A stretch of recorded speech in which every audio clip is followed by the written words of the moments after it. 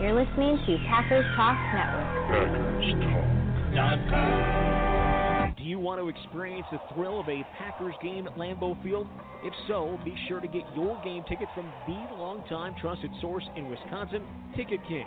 Visit their locations in Milwaukee and Green Bay, or just go to their website at ticketking.com. Again, that's theticketking.com. Throws it up in the air, says a prayer, and Janis is on it. Oh, please! What a cat! That's insane! You're listening to the best Packer radio show on the internet. Cheesehead Radio. Reach the Get those back. So I think that's the logical explanation. Let's just, say that didn't happen. It was a return to greatness. It was a return to form. It's crazy, and he just kind of flew under the radar. Get this out there so I sound good on Cheesehead Radio. Yeah. No negativity allowed, sir. So I think that's actually going to be really exciting to watch. I don't think there's anything positive we can say. There's a lot. Oh, you were looking for positive. I guess that's what I meant. Positive, I think.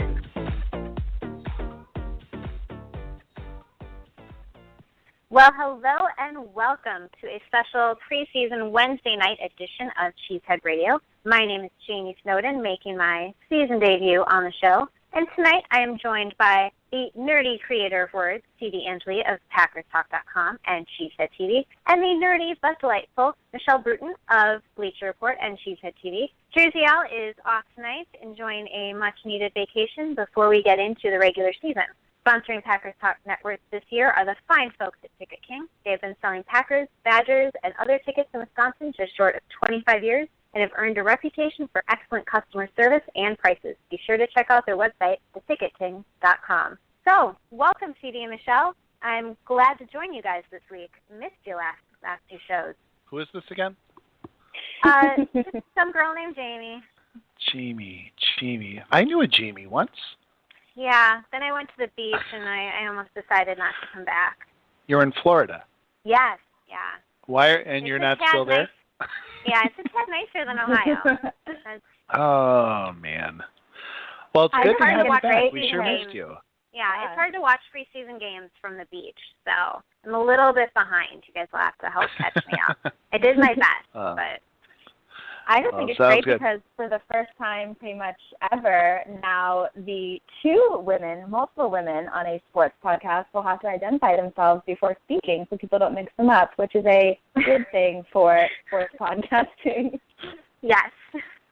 And all three of us are millennials, so it's very hard to tell us all apart. Dude, brah. Oh, please. Well, what do you say we get to this week's Packer news? Let's do it. Let's do it. Packers News. Clay Matthews and Julius Peppers did meet with NFL investigators Wednesday to discuss the performance-enhancing drug allegations brought against them by Al Jazeera in December.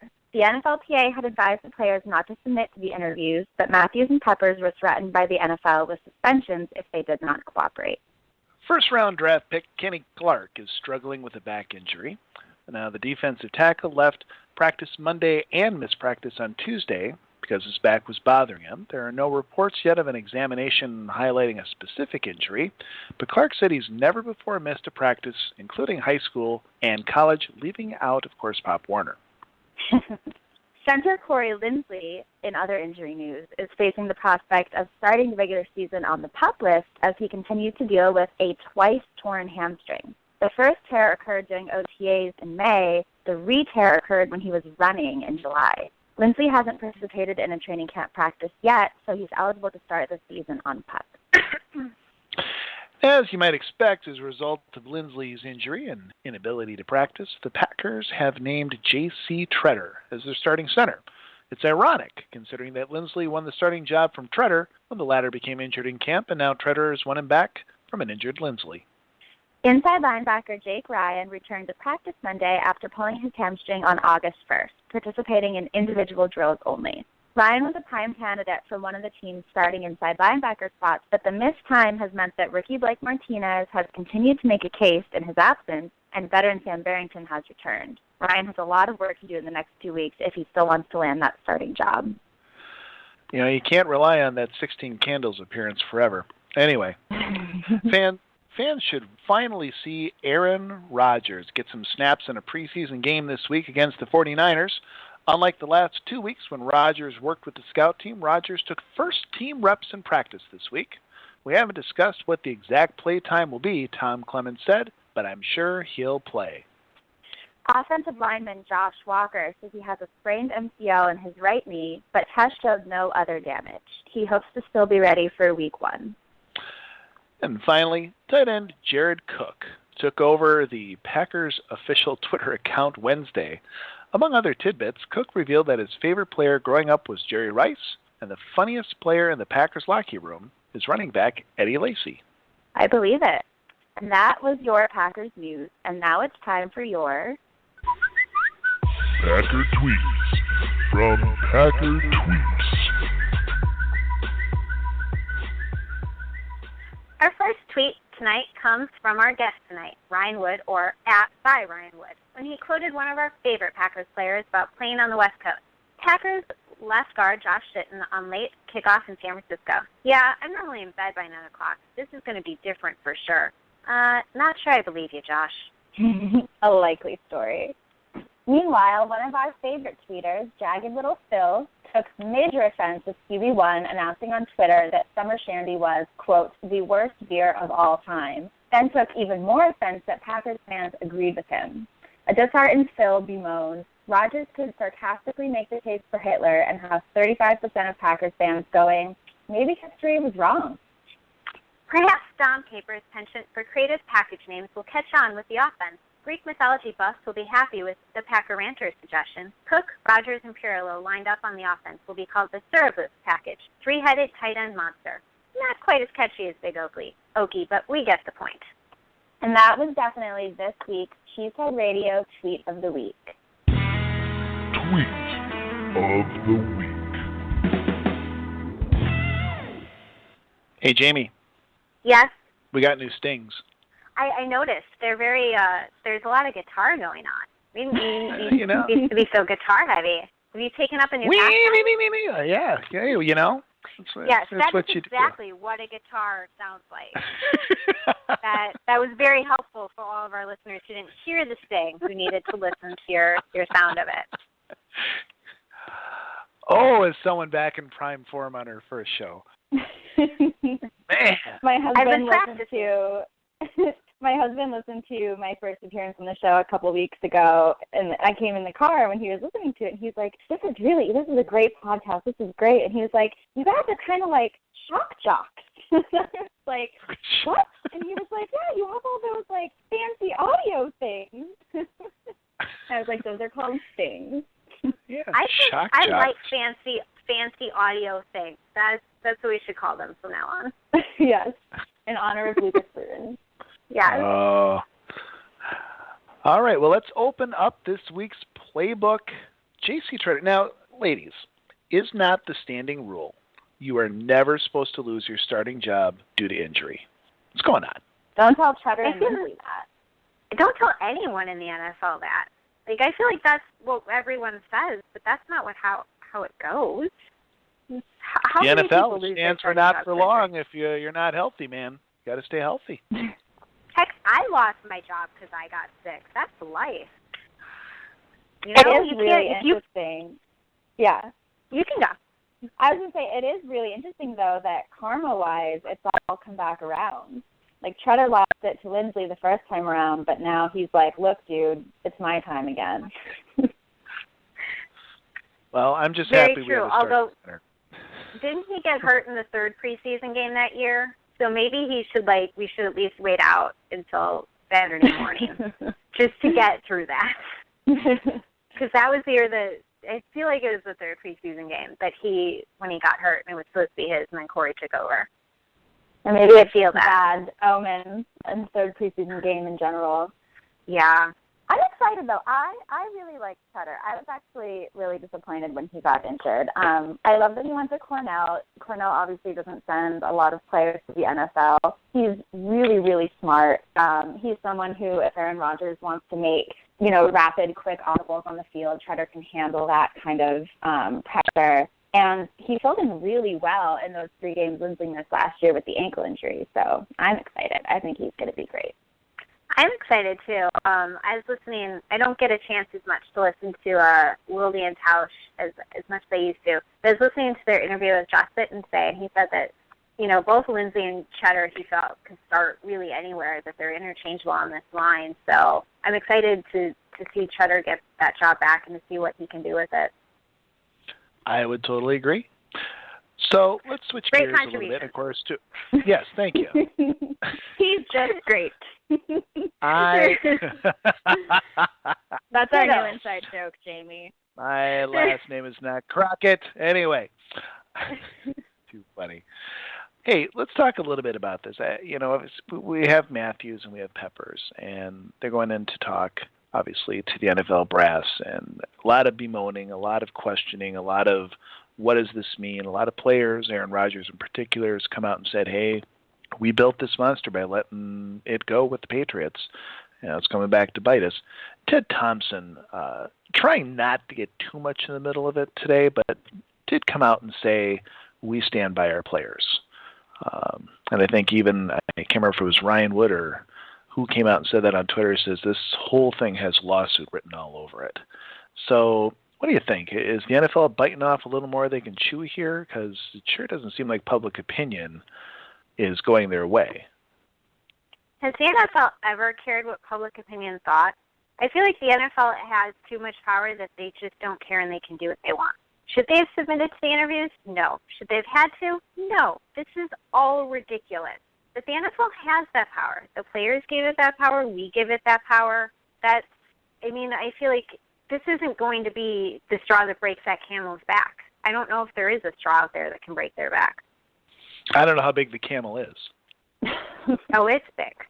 I mean, seriously, does it have one hump or two? It's a very big camel. Like 5. 5 humps. the Cerebrus camel has 3 humps. Michelle, what do you think? I think to anyone who's made a difference in history has had to do something that kind of made life difficult for them in the short term, but obviously helped other people in their position in the future. And I think that's the really tricky position that Matthews and Peppers and James Harrison found themselves in, because like Jayme said, they should not have submitted to the interviews, and they shouldn't have had to. And when you're facing, suspension, when you're facing losing pay, when you're facing losing your livelihood, and when you're facing possibly endangering a team that has a chance to win the Super Bowl by being out, obviously the NFL sort of had all the power here. But I think that's what's so messed up about it to begin with. And it just goes back to, for me, to what Aaron Rodgers said a couple weeks ago, which is basically that the players sort of failed themselves when they were negotiating the CBA by even giving the NFL the power it has to get to this point. And it's going to be really interesting when they renegotiate the CBA to see what steps the NFLPA takes to sort of limit this seemingly boundless power that the NFL has collected for itself. What I find interesting is I feel like in the last couple of years, we've come up with so many different cases of how vast and ultimate the NFL's power is. We've had the suspensions for domestic abuse where the public has thought maybe that the NFL did too much, or they did not enough, or then they maybe put down a hammer when someone wasn't convicted yet, and it's just this all authority from one person. And that was I feel very much public-driven in domestic abuse or child abuse cases where there was a lot of outcry. It should have been more, or it should have been nothing at all because there's no convictions, whatever. And then you've got the interesting Tom Brady thing where because it's Tom Brady and the Patriots and it's just one team and it's one player that, is really good, but just a lot of people are just like, kind of a douche, so I don't care. There wasn't a lot invested in it, but it was this ultimate power. And now you've got something that directly affects a lot of players, as opposed to directly before affecting a single player and a lot of public outcry. And it's kind of interesting to watch that go full circle, where in every case it was one person having all the authority on it. And I feel like in none of the cases have they gotten it right by all the people watching it. Right. To me, I think that there's, you go back in time and even though I'm a millennial, I do go back a little further than both of you, and I can remember the days of Paul Tagliabue, and I can remember the days of Pete Rozelle, and it just doesn't and maybe we just look back fancifully at their careers and say, oh my gosh, what great commissioners they were, and now we've got this clown who just keeps making one wrong decision after another. But we do live in a different time. I mean, cases of domestic abuse, this wasn't in the forefront in the 70s or the 80s. It was stuff that was brushed under the rug, and we didn't have Twitter and videos that brought it to light, and we didn't have maybe the public outcry against it. But now it's here, and it's in your face, and Roger Goodell has to make public decisions that his predecessors didn't have to make. The concussion issue, clearly, this was not Paul Tagliabue's issue. It was not Pete Rozelle's issues. I mean, Pete Rozelle was still giving some smelling salts and pushing back on the field. So you can kind of see Roger Goodell is constantly in this spot to make decisions, and I kind of agree with you, Jayme. He constantly seems to make the wrong one. Mm-hmm. And it's probably nothing. I mean, you don't even see the NBA having to deal with issues that end up becoming this public, that become this in your face. Even Major League Baseball going beyond steroids or some other issues there. You don't see it on the stage like the NFL. It's really kind of a crucible right now, maybe for all sports. I don't know. It's a tough situation, but somehow you think Goodell's got to be making decisions that are in the best decision of the league. And here's a situation with Matthews and Peppers, and it's just one of those things where you're scratching your head and it's like, okay, is this all you have to do right now? Seriously? This is it? This is what you're worried about? Clean your house, man. Well, yeah. Why investigate some domestic abuse claims when you can say, but I read this article on the internet that said you might have done this, and while it might have already been debunked, I really need you to talk to me about it in person. No statements. This is what I need to spend my time doing. That's the priorities. Yeah, and that's the most kind of pervasive aspect of the whole thing to me, is that you have completely unsubstantiated claims from Al Jazeera, which is not a reliable news organization. And it introduces this era where, I think this is what Aaron Rodgers was talking about. You could have any player who maybe kind of has beef with another player because he's backed him or because he, went low on his knees or whatever the reason they have beef. And he could plant something or tell someone something or indicate something or intimate something, and all of a sudden that player is being investigated, and in the absence of positive drug tests, in the absence of any sort of probable cause, I mean, in some ways it's like a witch hunt, honestly, and I mean, it's you never know why certain players, what is the motivation behind their names even appearing in reports like these to begin with. So it's just a scary, slippery slope type thing. It definitely is. Well, I also was thinking earlier today, getting back into sort of more on the field stuff, I was really surprised to hear that Kenny Clark was dealing with a back injury. And it'll be really interesting to talk to Ryan Wood, who's going to be on the show in a little bit, about what he knows about that, because obviously he's a really high-profile draft pick. I am as well, and I actually think Ryan might be on the phone right now, so maybe we can segue right into that. From the Green Bay Press-Gazette and PackersNews.com, Ryan Wood.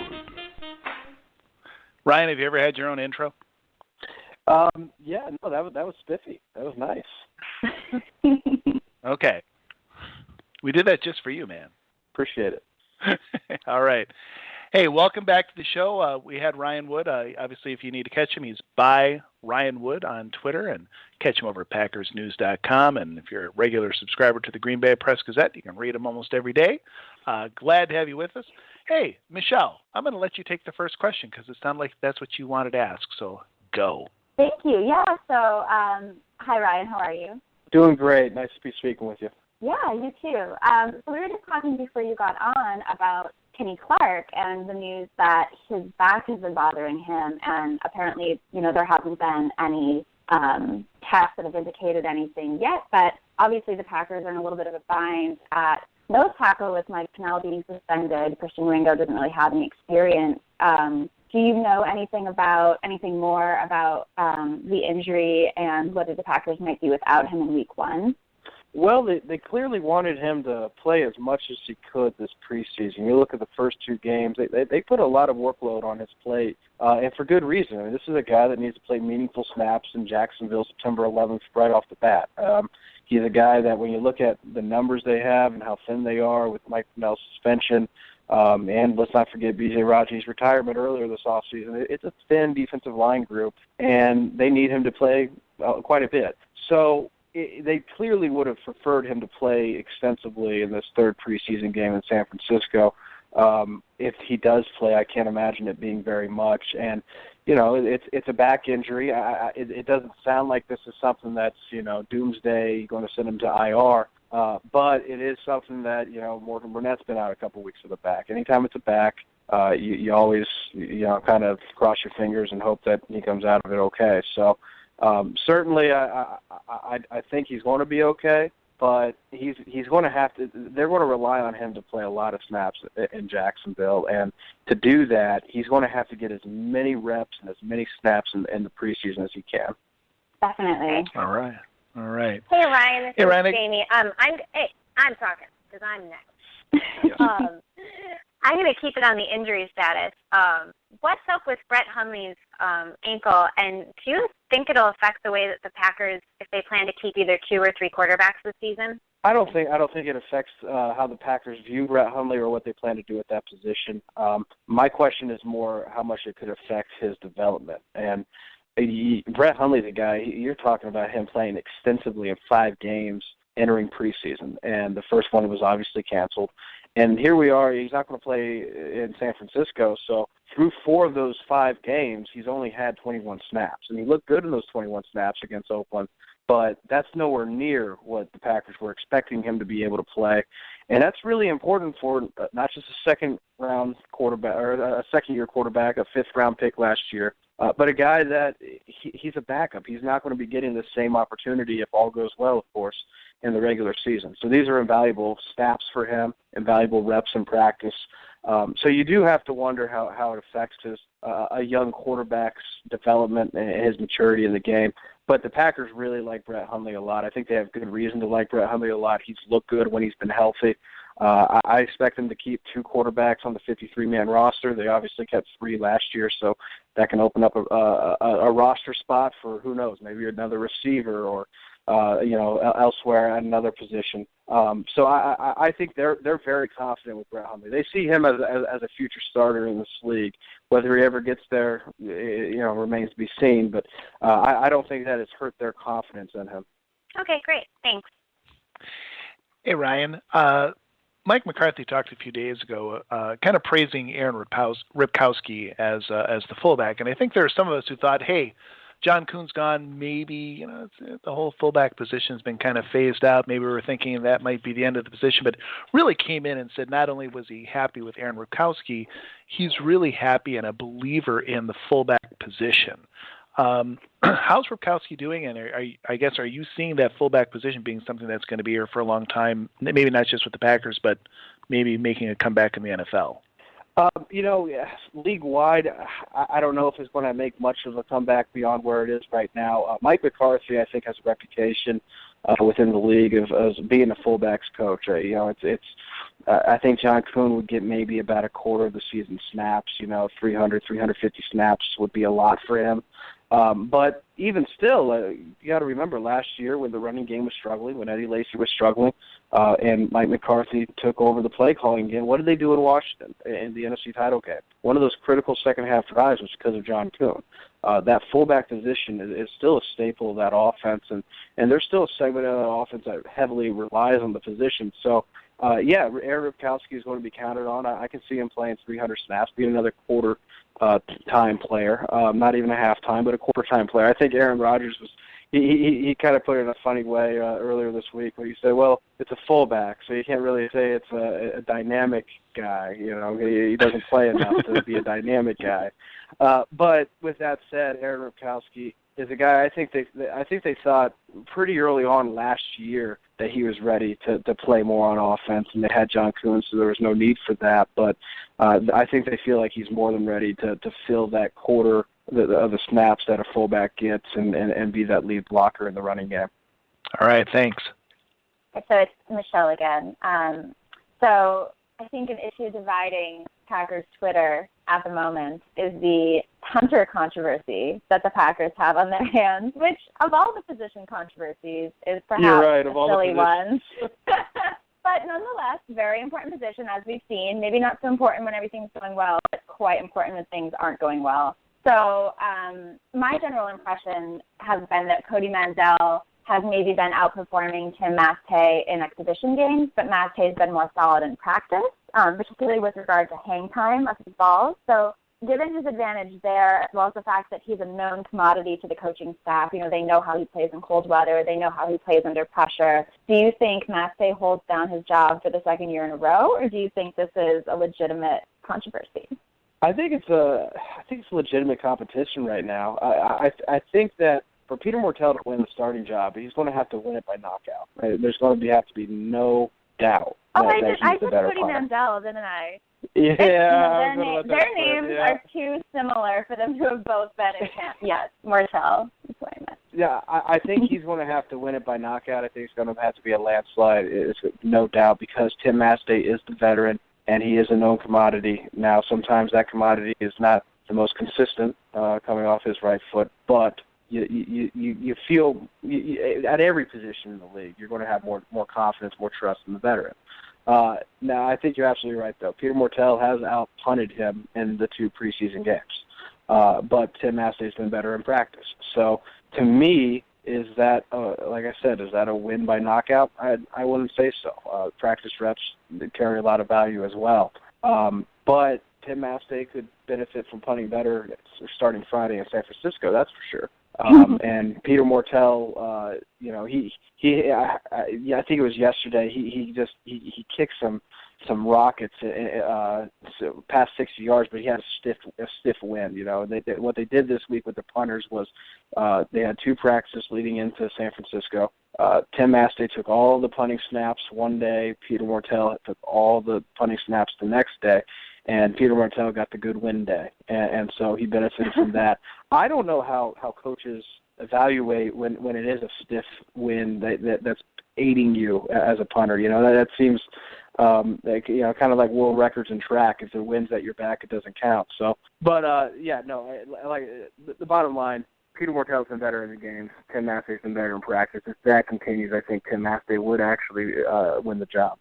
Yeah, and just to quickly follow on that, it is funny because, like you said, they had been alternating on snaps in practice, but then they alternated on days. And you'd think that one way to mitigate different conditions on different days would be to have both of them taking snaps alternately so you can see how they're both doing with the same win. So it is really interesting that on the day that there was the good win, that's when the hang times looked really good.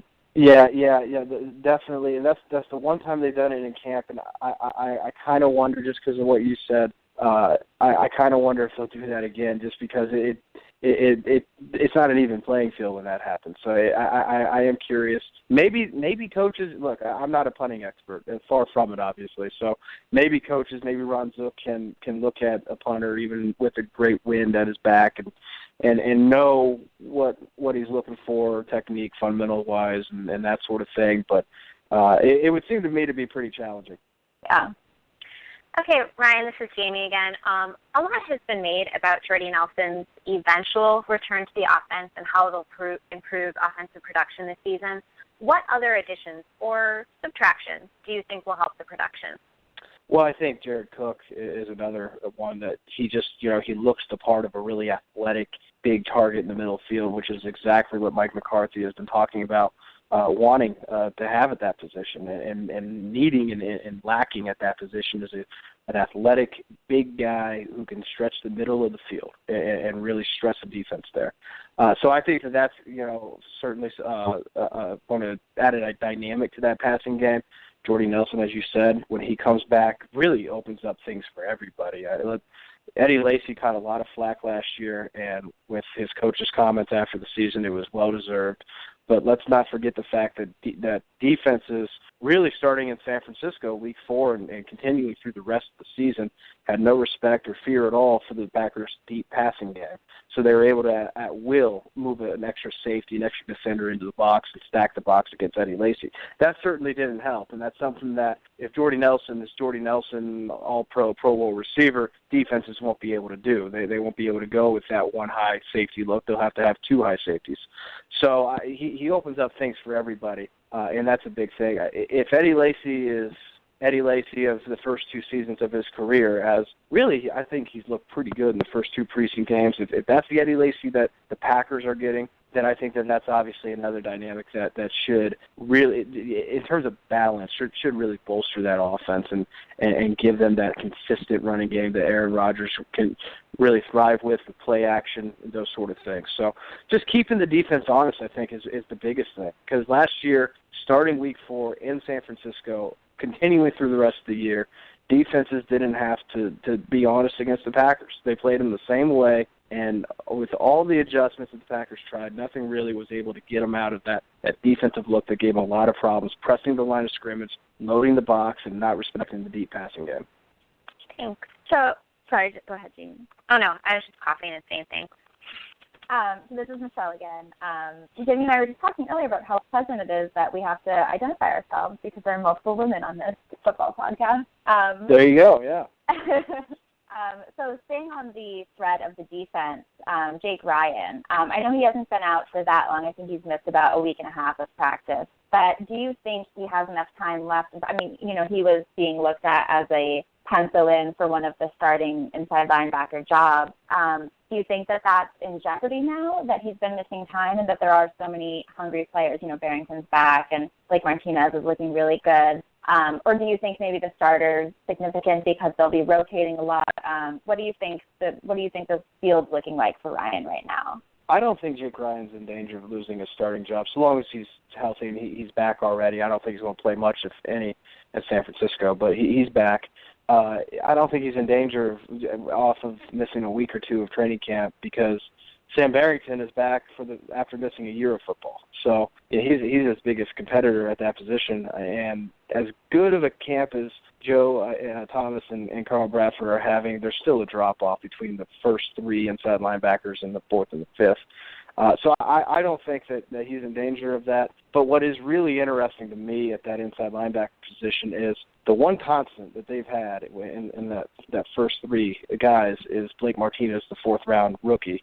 And he's taken every first-team snap or every first-team rep in practice. He's been the starter in the first 2 games.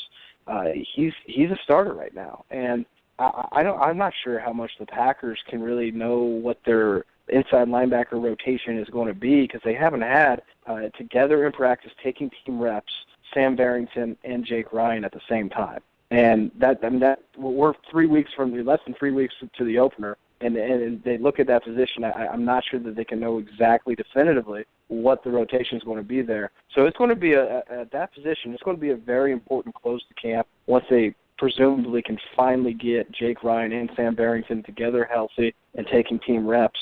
But it baffles me that we're at this point in the month of August, and we still, throughout the entire offseason, have not seen a really good picture of what that rotation is going to be like in the center of the defense.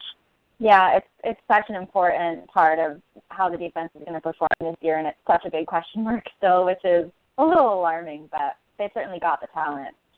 Well, I think you're right. In terms of talent, and we should say, in terms of depth and talent, I think that they are in a better position than they've been in the past couple of years. And I think that Mike McCarthy knows that much. It's why he's been so definitive on getting Clay Matthews back outside, because he likes what he has talent-wise there. With those 3 guys, you've got a little bit of a rotation. You can actually feel good about it without Clay Matthews being involved. So I think that he likes the talent there, but you're absolutely right. There's a lot of unknowns. Okay, Ryan, well, keeping on some battles and things to watch, the first round of cuts come on Tuesday after Friday's game. Are there any other key battles or maybe just players that fans should watch out for, or players that need to have a key night on Friday to save themselves on Tuesday? Yeah, a lot has been made about the receiver position. How many do they keep? If they don't keep 7, who's the odd man out? It's too close to call right now. It's a really good competition there. The 5th cornerback spot with Demetri Goodson starting the season on being suspended for 4 games. Someone's going to have to rise up, whether it's Robertson Daniel, Josh Hawkins, Mackleyton Dorliant. Someone's going to have to rise up there and take that job. They're thin at the defensive line position.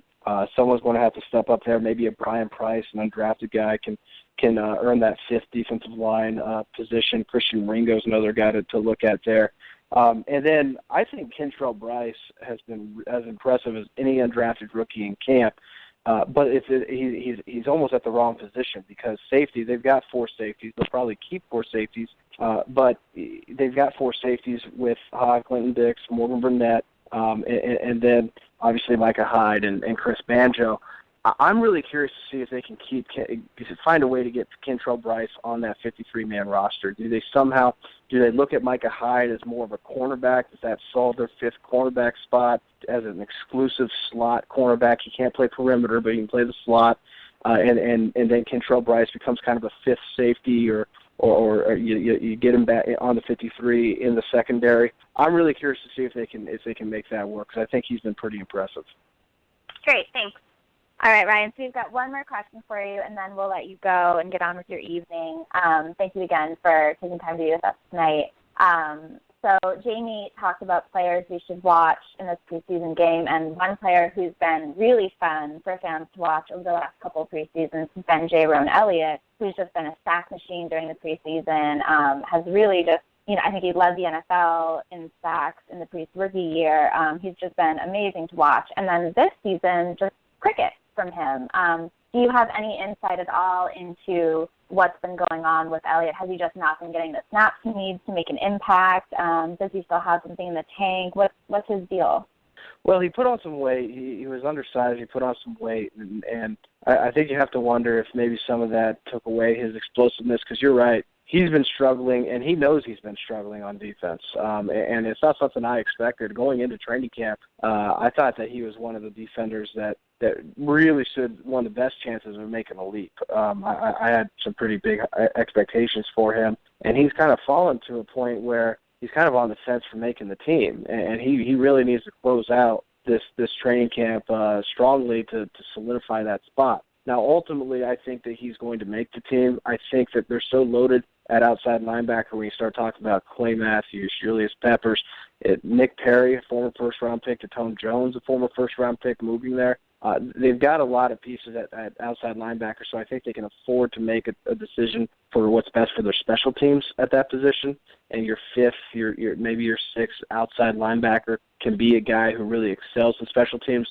Ron Zook loves Jayrone Elliott. He's kind of a teacher's pet to Ron Zook. He's a guy that Ron Zook will, in special teams meetings, he'll point to Jayrone Elliott as an example. He said earlier this week that Jayrone Elliott is someone who is a big guy that can run, which you really want big guys that can run on special teams. They don't have a lot of them, so he fills a void there, and he has a role there. I think he makes the team, but I think it's way closer than he expected. I think it's too close for comfort right now, and he's got to show a whole lot more on defense than he has, and I think the first person that knows that right now is Jayrone Elliott.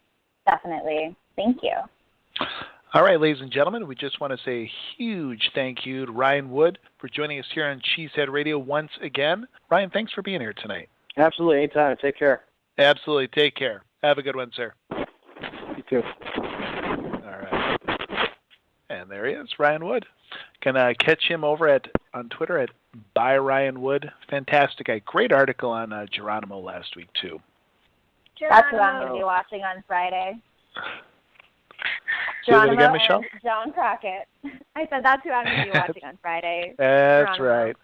Why again? Why are you watching them again? He's just great. No, but it wasn't Geronimo who was just great. It was John Crockett. Or was it Geronimo who was just great? I don't even remember who it was anymore. It was Crockett, I think. It was, I was so definitely. overcome with admiration that I needed a buffer. I'm right, just over so- here nodding. Yes, I could hear that. Yes. So let's get to the title of the show tonight. The title of the show tonight is Send in the Drones. You guys know this story, correct? There was a drone in the end zone? There was. Apparently, during the Packers-Raiders game, some guy was over at the party house, one of the party houses across the street, Shadow Lane or whatever it is, and they're sitting there and decided, they must have gone over to Cabela's, bought a new drone, so they decide to go try to watch the game by flying the drone over Lambeau Field. So the guy's sitting in his party house with his remote control, and they put a drone over Lambeau Field. Now, mind you, it's a very clever idea in theory. Can anyone guess what problems may happen because of that? What problems do you think might have happened? Well, it is just hilarious to me, the thought of all of these people filing in through the new metal detectors in the field who have to carry clear acrylic bags so everyone can see every little item that they came in with. So much security. And then, as everyone securely is sitting in the facility, this airborne drone can just penetrate the field and just, it's like all of those security measures are for naught if unmanned or if, unauthorized drones can just enter the field at any given time. Did it get hit by a football? I was on the beach. I missed this all. I had no idea what you guys were talking about. Literally, the FAA becomes involved because there's an unidentified aircraft flying over Lambeau Field, which, by the way, is not supposed to happen. It's like a federal law.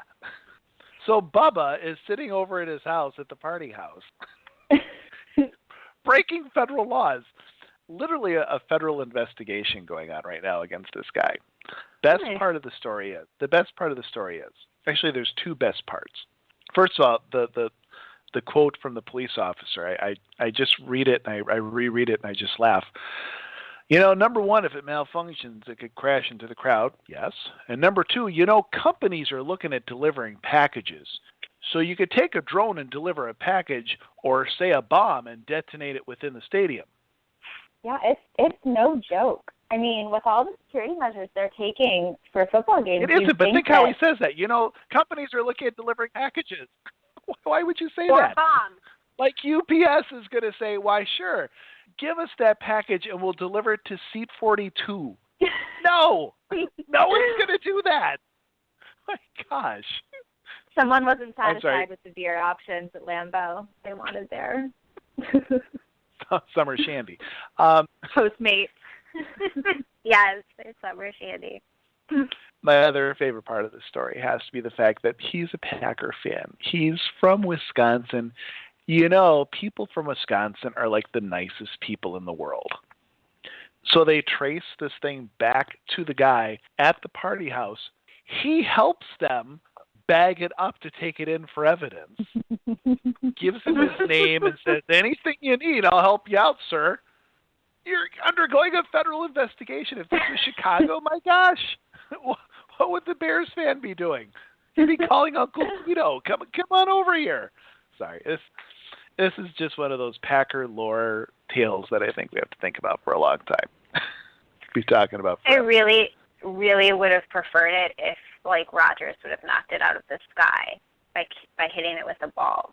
Can we try this again during the season? Which we know he has the capability to do. You've seen him drop those 50-yard balls into those little nets. He could bullseye it.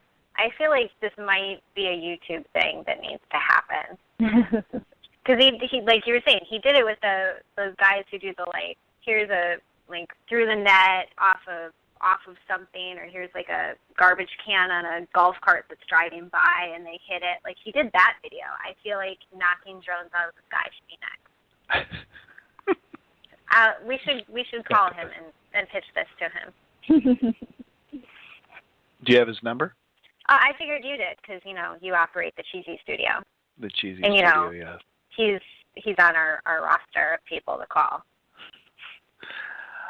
All right, let's take this around the horn. Last thoughts, last jabs. What is pressing on your mind? Which one of you young ladies would like to start?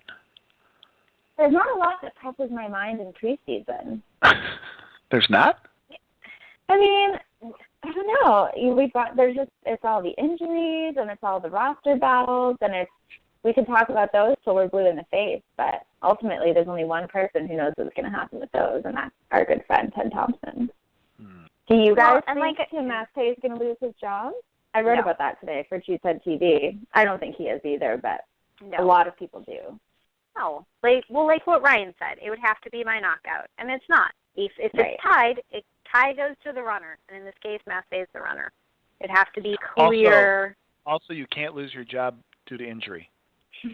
I feel like there's nothing pressing on my mind right now, and I said this earlier in our private chat, is that preseason is just harder because you're talking about battles and not the game. We're so used to sitting here and dissecting games and, why didn't they make this call, and this person dropped this ball, or made that tackle, or whatever. And that's not what preseason is about. It's about the battles and dissecting, how someone gets off of their snap count and their, speed up film and their cuts or speed up field and their cuts and stuff. And half of that goes on at practice and we don't see it. And preseason is limited reps, or again, 1s versus 2s, 3 versus 2s. It's hard. And personally, I haven't seen any of the preseason games because, again, sand. It's hard when you're, in the sun and sand. You don't want to stop to watch football, and not preseason football. So there's nothing pressing on my mind. No serious injuries. That's the only thing on my mind. Yeah, knock on wood. Speedy, get in your head. I have something on my mind. I have something on my mind. You do? I do. Davante Adams. I read a piece today that he's going to get cut. I was going to say he probably has something on his mind because he's probably thinking about that too. Yeah. Me and Davante both wondering. Just a real rough end to the season last year. You really saw James Jones kind of finish the season physically not doing it, but you really saw Davante Adams mentally completely take himself out of the equation. There's a lot of good talent for wide receivers. I don't know. It would be a very interesting cut, but I can see it happening. I would say there's a 99% chance that he does not get cut. I'm going bold. Why is that? Ooh, yeah. Why is that? Look at you. Well, Pikachu. so such a millennial.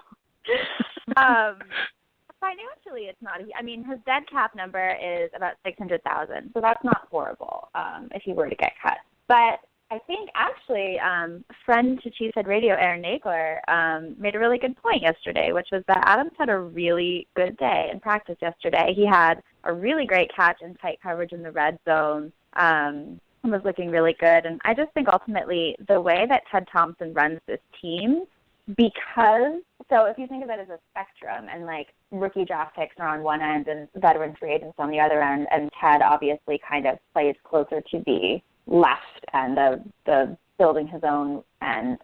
If you're not going to go out and bring in, big name free agents, if you want to consider Jared Cook a big name free agent, that's a different story. But if you're not going to go out and do that, you almost have to give your homegrown guys a longer leash, I think.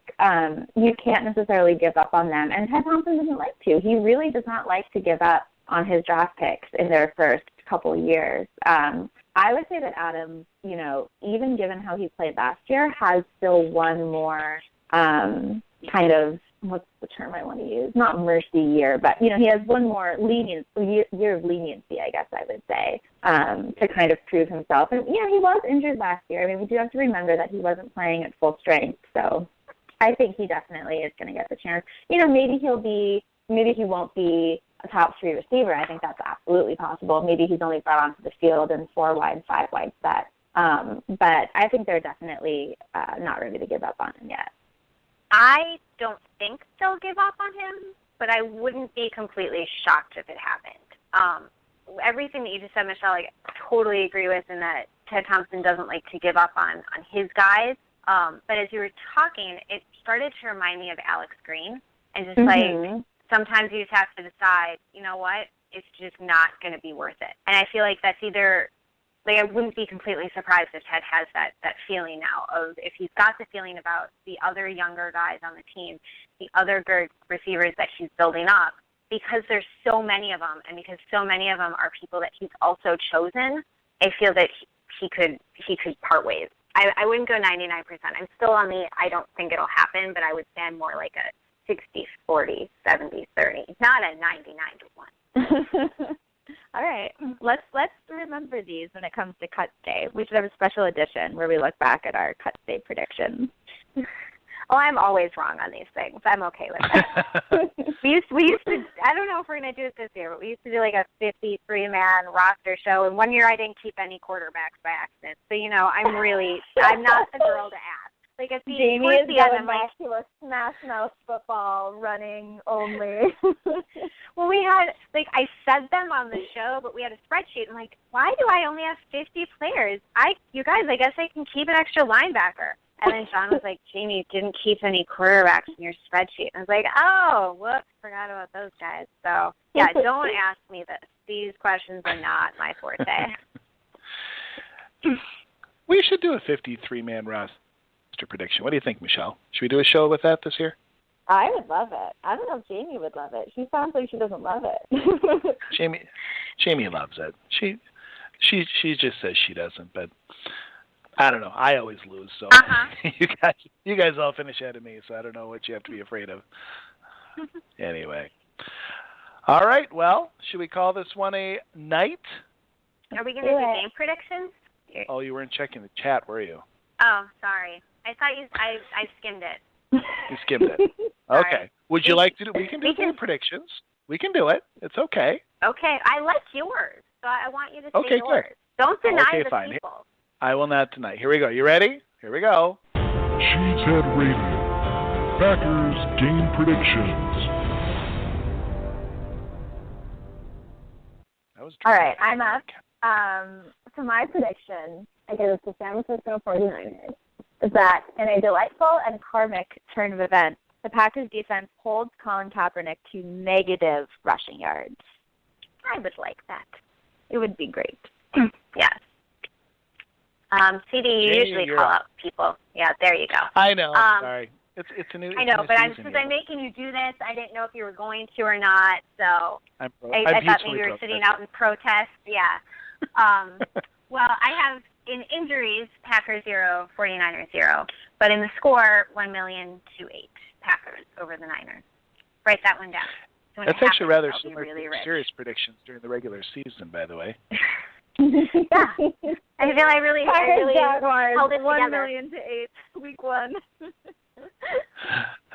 And my prediction is that Aaron Rodgers will only be in on one drive, the first drive of the game, but he will pass for 500 yards on that one drive because he's Aaron Rodgers. That's and we need to score. We need to score 1,000,000 points. So that's on the one drive. That's the way to do it. On the one drive. He's going to do a lot of back passes, or he's got to get 500 yards on the one. But I think he can do it. That'd be awesome. Mhm. Okay, well, thank you all so much for joining us tonight on Cheesehead Radio, and a special thank you again to Ryan Wood for also joining us. Make sure to head on over to PackersTalk.com where you can explore several unique Packers podcasts. Please follow @PackersTalkNet on Twitter and like the Packers Talk Network page on Facebook, where we are less than 6 likes away from reaching 10,000. Cheesehead Radio and all Packers Talk podcasts are available on iTunes. Just Google Packers Talk iTunes and you'll find it. Be sure to subscribe and please leave us a review if you can. You can also listen in by using Stitcher, TuneIn Radio, or your favorite podcasting app and search for Packers Talk. Finally, please be sure to support our sponsor, Ticket King. You can find them on the web at theticketking.com. That's theticketking.com. That's a wrap. Go Pack Go. You still just do that so well, Jayme. Jersey Al just can't do it. You really? He's not a millennial. No, because I'm the glue and the rudder. You're the glue, the rudder, and we're all millennials except for Jersey Al. We'll talk to you next week on Cheesehead Radio. Until then, good night. Go Pack Go. Go Pack Go.